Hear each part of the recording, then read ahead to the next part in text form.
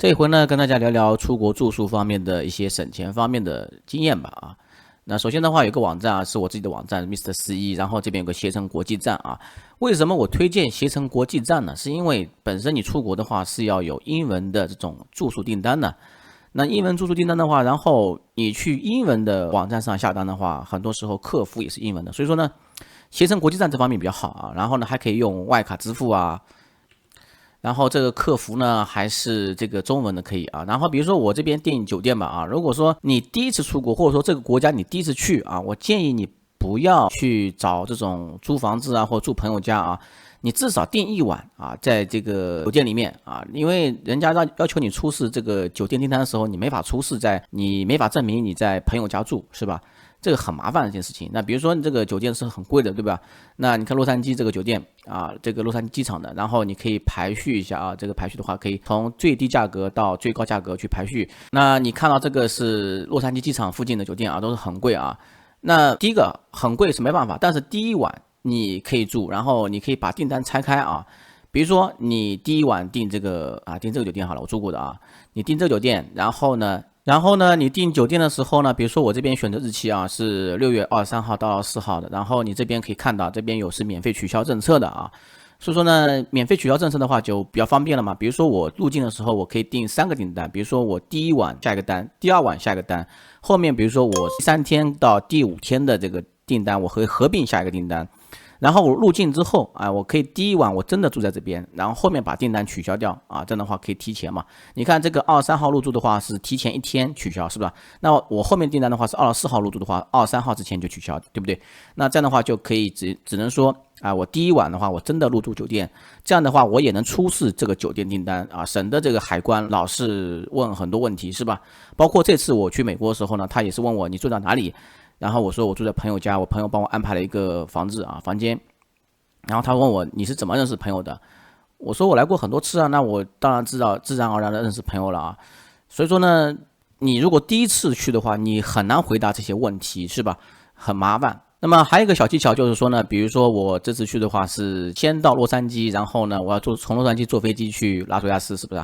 那当天的话其实是周五啊，当地时间是周五啊。那么其实我自己也是用这种办法啊，然后在洛杉矶住了一晚上啊。周五、周六的话，其实在拉斯维加斯的住宿是很贵的。比如说我这边搜索拉斯维加斯，然后这边这个入住时间是周五到周六啊。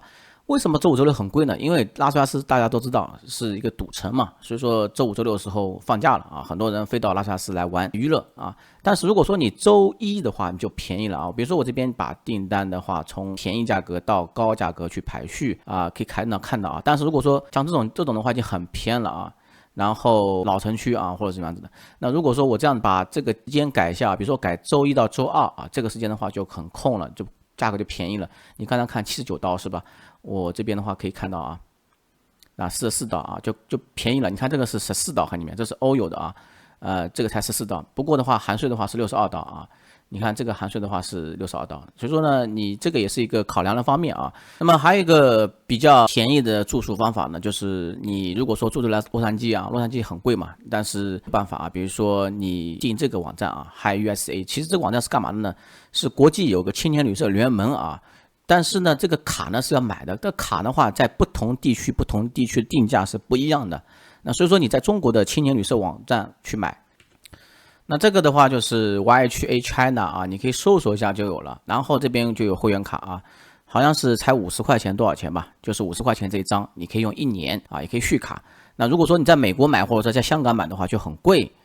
然后你有这张卡之后呢，这张卡是全球通用的啊。如果说你住宿一个人不方便啊，或者说一个人住酒店的话太浪费啊，或者说想省钱的话。比如说你这边输入洛杉矶啊，我输入洛杉矶这个英文，比如说，但是这个缺点什么呢？缺点是因为它在拉斯维加斯是没有酒店的啊，只能说是限定的城市啊，不是每个城市都有。比如说这种房间是这样子的啊，干净还挺干净，但是我没住过啊，我只跟一个朋友住过香港的，但是也是那独立房间，也要500多块钱啊。看地方，有些时候便宜，有些时候贵啊。有些时候它也有独立房，也不便宜。你看这种房间啊，但是呢，相对来说这个氛围还是比较好的啊。青年人这种旅行嘛，而且它是不允许美国的居民去入住的，必须是非这个洛杉矶的居民啊，这边有写明的。好，你可以看到这个点进来之后呢，有这个价格啊，这个是灵活价格、灵活日期的，然后这个是不可退款价格。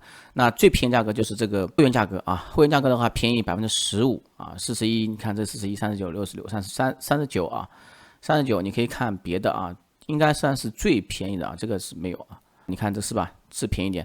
你看，如果说你在美国的住宿吧，我觉得$40能住一晚上的话，也非常不错了啊。那么还有一个办法的话，我简单介绍一下，是一个免费入住的办法啊。因为拉斯维加斯这个酒店比较特殊一点啊，它可能吸引游客嘛，所以说你有些时候你拥有国内的万豪白金，万豪白金的话在全球是通用的啊。万豪白金可以匹配到温德姆啊，温德姆匹配钻石，这个匹配凯撒啊，之前我也说过啊。那么这样的话，你可以获得这个高级别的会员卡啊，高级别的会员卡它为了吸引你入住，然后呢，你就会有这种免费住宿啊。免费住宿的话是这样子的，比如说像这个酒店啊。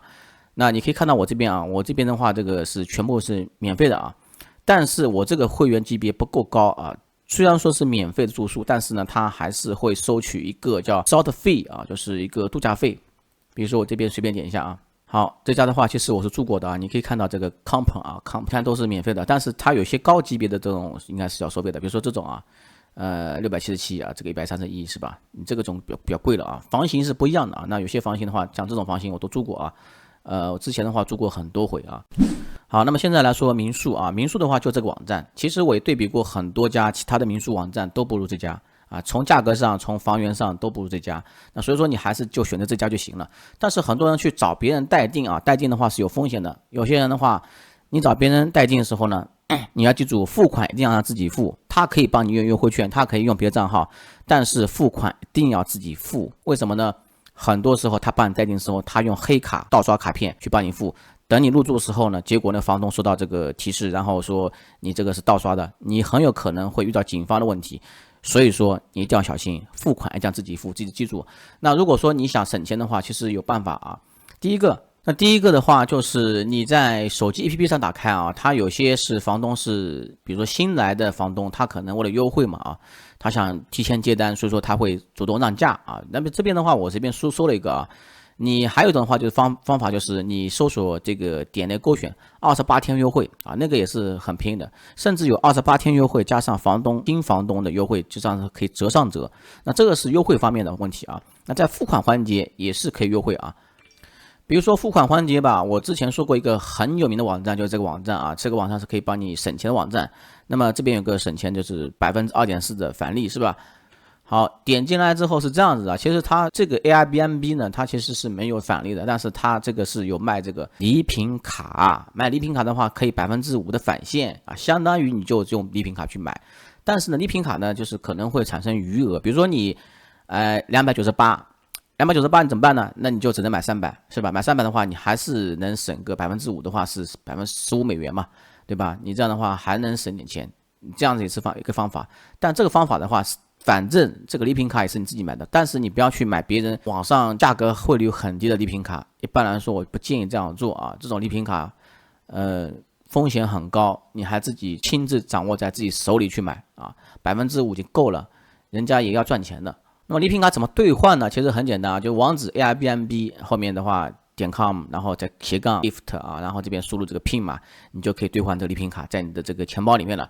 到时候你把这个你的钱付款的时候呢，你就把它放进去就行了。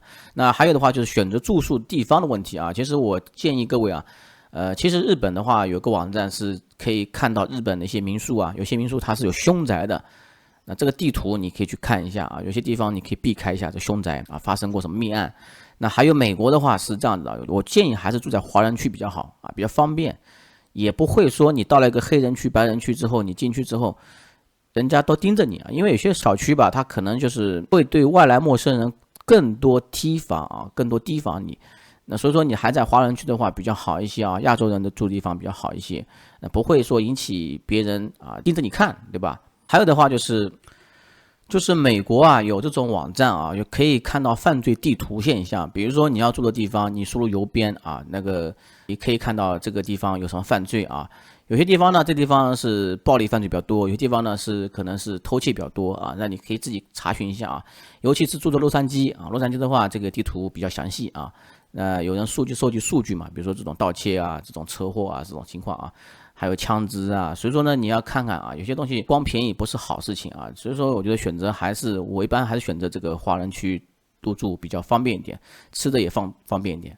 那么还有一种办法的话是最省钱的，但是我不建议你第一次出国你就用这种办法啊，或者说你第一次出国你至少订1晚酒店，订2晚酒店，你后面把酒店取消了，你可以换这种方法也可以啊，因为海关很容易把你可以卡住，因为你这种方法你是没有办法提供你证明的嘛，对吧？你也没来过，你怎么认识你的朋友呢？他很怀疑你。那比如说我这次去的话啊，我就是花$200住的这种房子啊。其实在美国这种房子都是这种房子啊，其实也不会说很差啊，而且在拉斯维加斯房价并不贵啊，比洛杉矶要便宜很多了啊，那便宜大半了。那这种房子啊，我只是拍对面的房子，这种小区啊。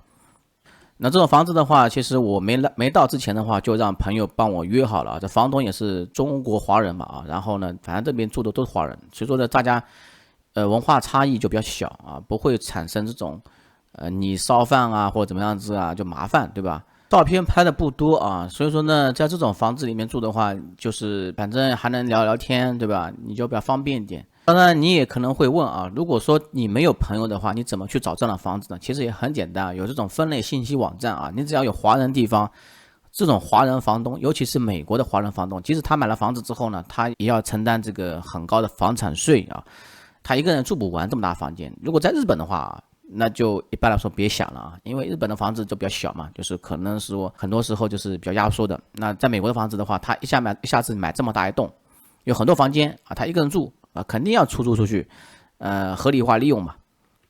那这样的话，他会在这个分类信息网站上去发广告啊，比如说求人求租啊，或者说出租，也可能在报纸上、网站上、微信群啊，不限于这些系统啊，就是会出租这个房源。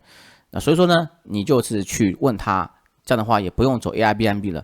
其实不是每个人都会走 Airbnb 有很多规则的，因为 Airbnb 它很有可能接待很多来自于不同的人，会产生很多问题。有些人他不愿意做 Airbnb， 因为 Airbnb 到各式各样的人啊。其实有一个房东他做过 Airbnb 跟我讲过，遇到很多情况，有不付钱的，有把东西搞乱的，搞破坏的。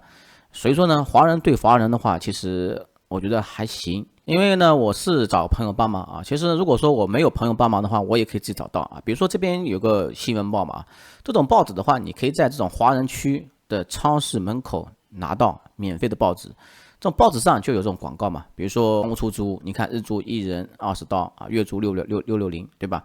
这个$1300啊，都有啊，$1600，你看都有嘛。而且这种都是中文广告的话，基本上这个房东都是中国人啊，都是华人啊，比较好沟通吧。啊，你会英语也可以沟通是吧？然后都能说得清楚，对吧？然后呢，他也能理解你这个做饭可能要炒锅啊、油烟啊。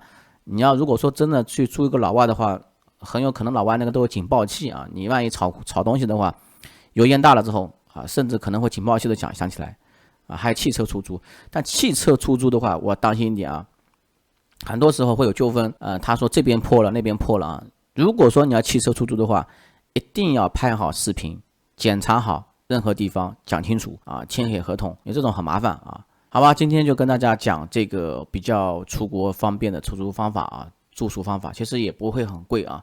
当然住酒店的话就很贵，但是拉斯维加斯的地方有点特殊啊，也有免费的住宿啊，也有比较贵的住宿，尤其周5、周6特别贵。